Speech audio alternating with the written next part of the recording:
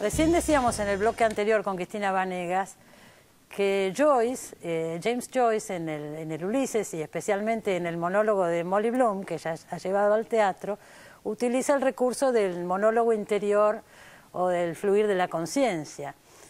Ese mismo recurso, 3 años después, lo utiliza Virginia Woolf en La señora Dalloway.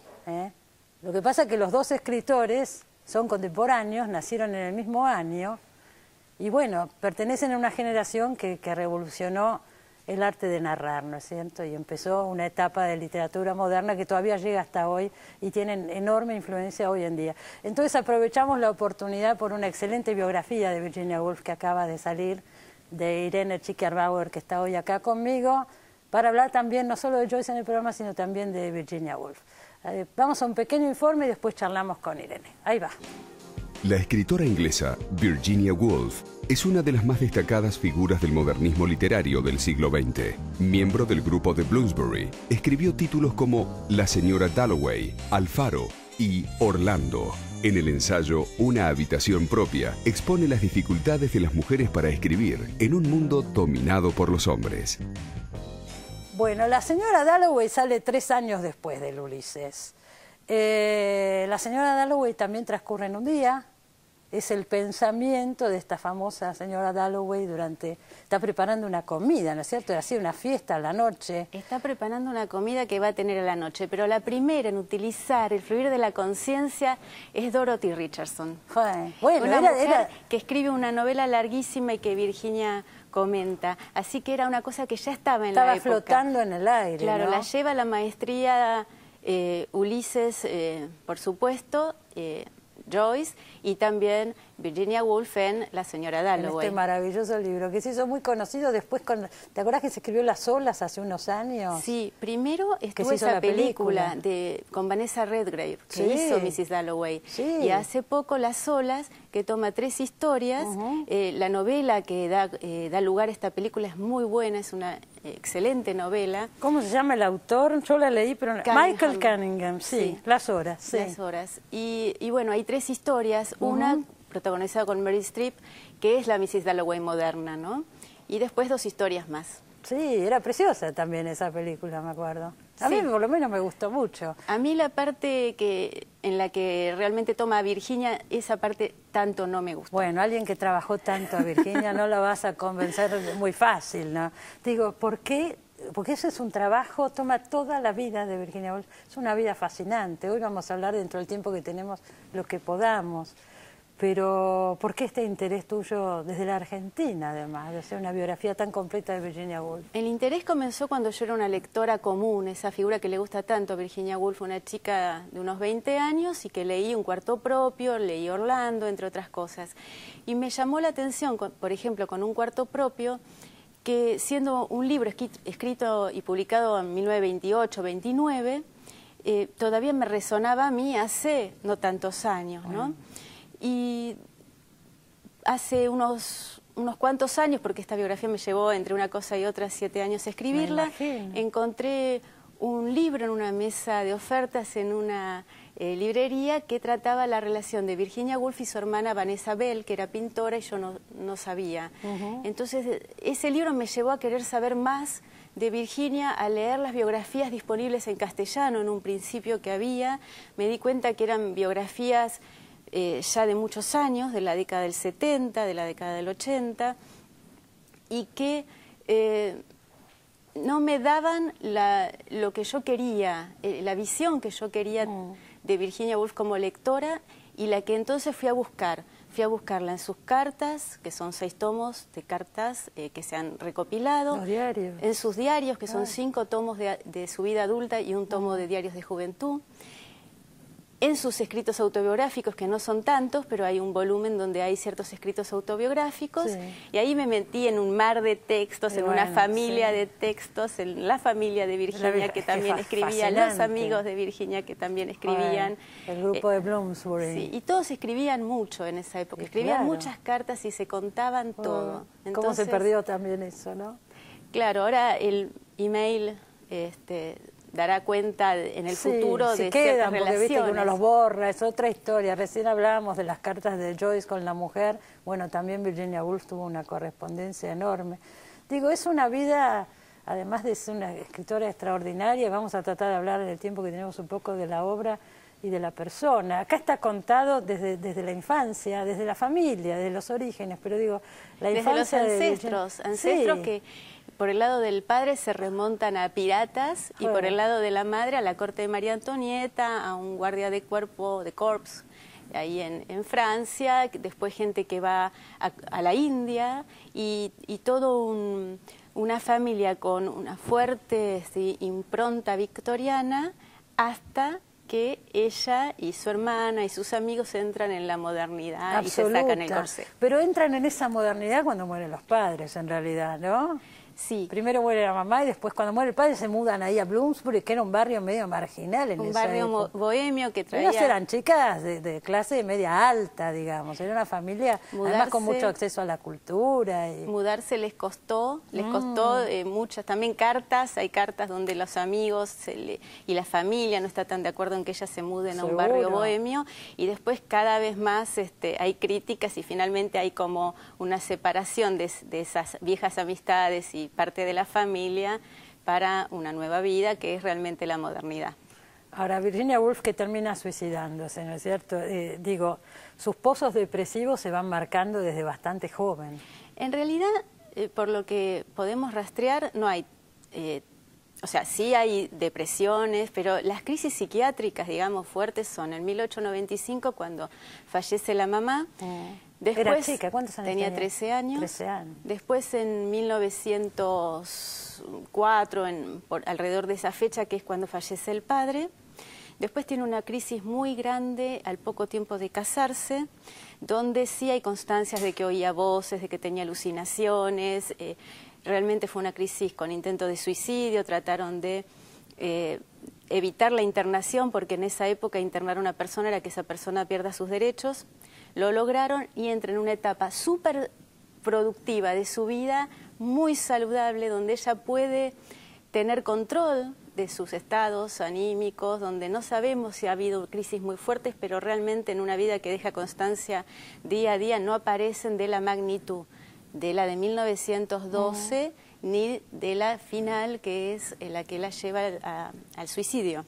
El marido de Virginia, que se llamaba Woolf, el apellido era ¿cómo se llamaba ella de soltera? Stephen. Stephen, Virginia Stephen. El marido Woolf, él la acompañó muchísimo, fue un sostén muy grande para ella. Sí. Él era del grupo Bloomsbury también. Él era amigo de su hermano. Claro, que murió.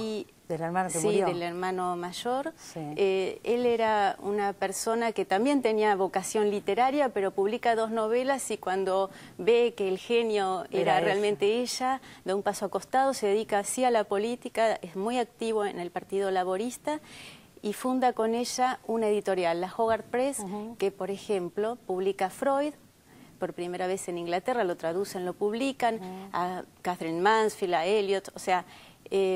y principalmente le da a ella la posibilidad que ella siempre reconoce, dice, soy la única mujer en Inglaterra que puede publicar lo que quiere. Porque tengo mi propia editorial. Y ganaban dinero, así iba bien además. Y ella ganó, sus libros vendían mucho. La editorial fue una editorial que redituó económicamente, sus libros también, y eso le producía un gran orgullo, porque su renta no era tan grande, sí tenía una renta que le permitía vivir, pero esas imágenes que yo creo que trato de desmontarlas, ¿no? Acá en esta biografía, esos estereotipos de Virginia Woolf en la Torre de Cristal, desvinculada de la realidad, no es real. Claro. No tiene así idea, era una mujer que estaba preocupada por las mujeres. De hecho, escribe un cuarto propio. Eso te iba a decir, el libro que a vos te marcó, el primero, el acercamiento fue un cuarto propio, que fue tomado después por las feministas, es un texto de reivindicación del espacio propio para la mujer. Claro, enorme, vos pensás, ¿no?, que ella no va a la escuela, porque la escuela estaba reservada para los varones, era costosa además, entonces en un cuarto propio está basado en una charla que le piden, donde ella tenía que hablar de la mujer y la novela, y dice, voy a hablar de la mujer y del cuarto propio.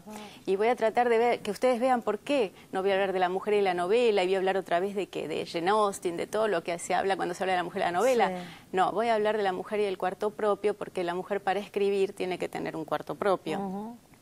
Y ahí habla de estas mujeres que escribían en la sala de estar, escondiendo lo que escribían, y bueno, claro. Y de la necesidad de educar a las mujeres. Claro, bueno, fue una pionera también en todo eso. Sí, ¿no? Y después en Tres Guineas ella retoma el tema, y otra de las cosas que se le criticó es que no se ocupaba de los problemas sociales, pero no es tan así. Ella lo que dice, por ejemplo, en Tres Guineas, que las mujeres están en las mismas condiciones, por ejemplo, que un chico pobre en Inglaterra.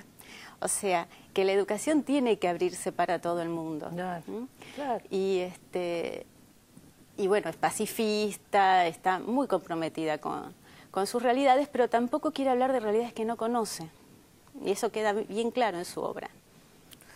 Recién hablábamos de su relación con el marido, que fue realmente un puntal para ella hasta su muerte, ¿no? Y después también, porque él siguió editando y divulgando la obra de Virginia Woolf. Pero se dice que el amor, vos te preguntas en la novela, ¿cuál fue el amor de ella? ¿Fue Vita Sackville West? Creo que hay distintos tipos de amor. Creo que ella lo quería mucho y amaba a su marido. Sin duda. Tenían una relación que siempre fue una gran comunidad intelectual, donde en las cartas que están en mi libro, él le pide y le insiste en que se decida y lo acepte en matrimonio. Ella le dice que sí, que la comunión de intelectos es maravillosa que ellos sostienen, pero que no se siente atraída por él. Igualmente se casan, tienen esta relación tan prolífica en cuanto a lo literario y en cuanto a lo humano también, porque se necesitaban mucho. Generalmente, por ejemplo, no viajaban separados, estaban siempre juntos. Realmente sí, era sólida la unión de ellos, sin lugar a dudas. Sí. Sí. Y el episodio de Vita es un episodio que en el sentido pasional, digamos, es muy corto. Vita misma se repliega. Vita era una mujer que no ocultaba su lesbianismo, en tanto su marido también tenía relaciones homosexuales. Tenían dos hijos que todo en el común. grupo Bloomsbury era de una libertad sexual muy grande, ¿no? Sí.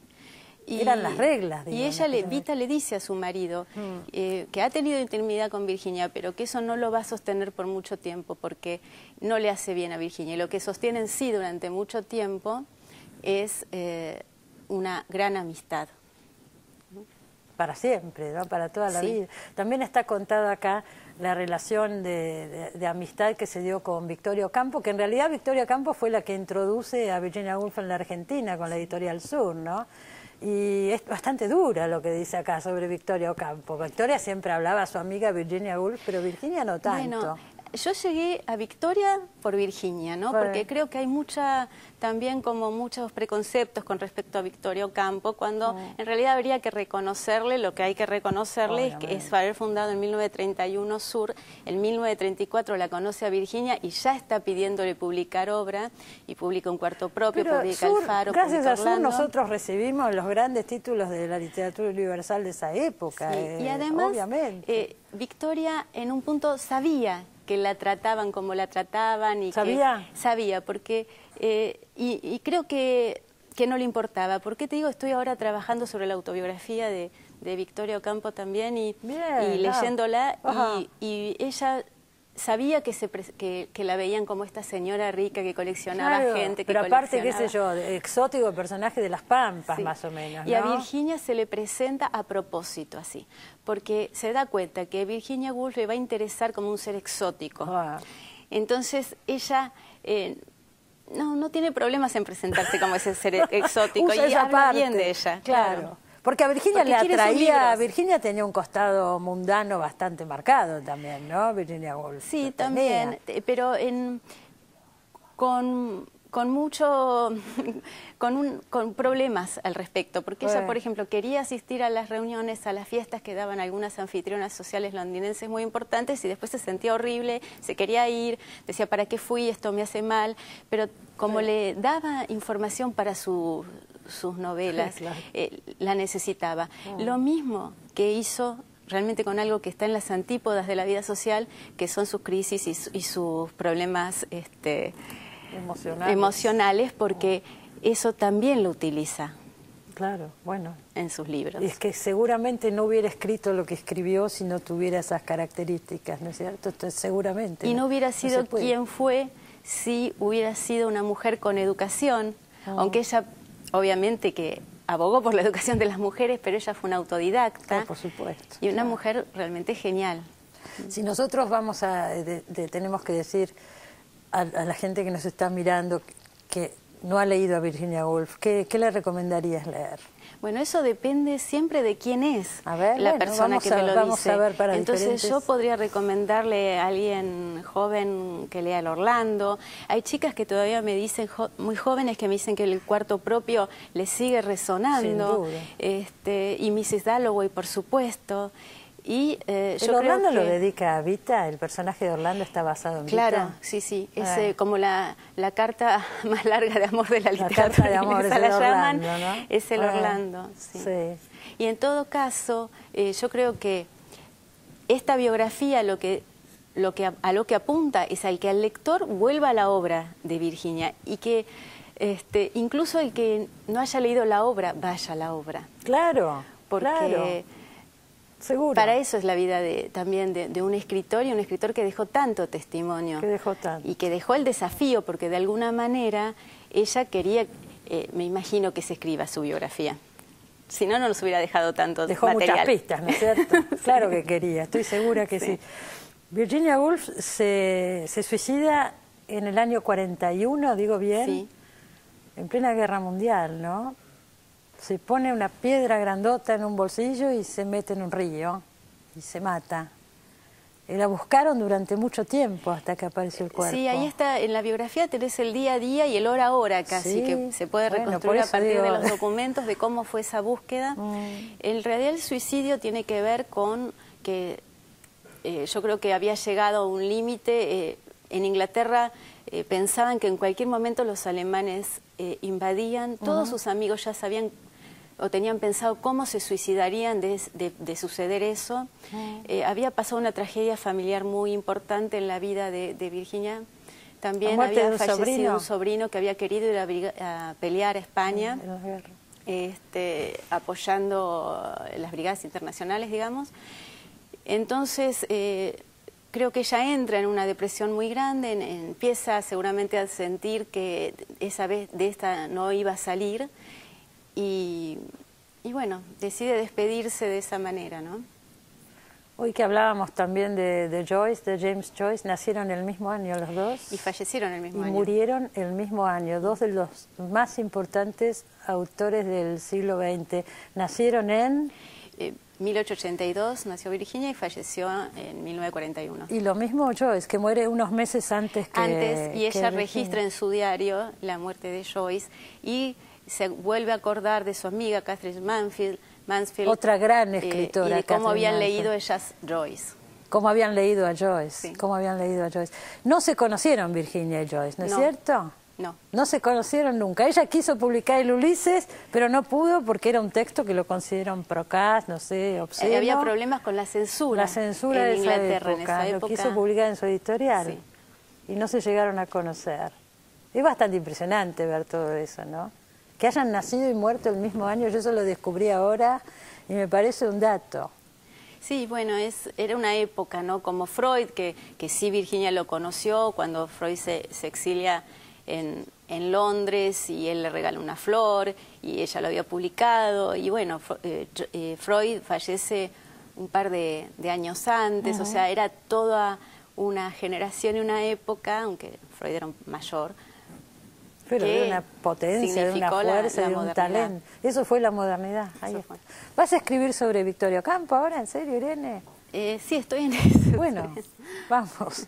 Son personajes interesantísimos. La verdad, bueno, me alegro, por lo menos hoy pudimos hablar. Acá está el texto para que usted siga con él.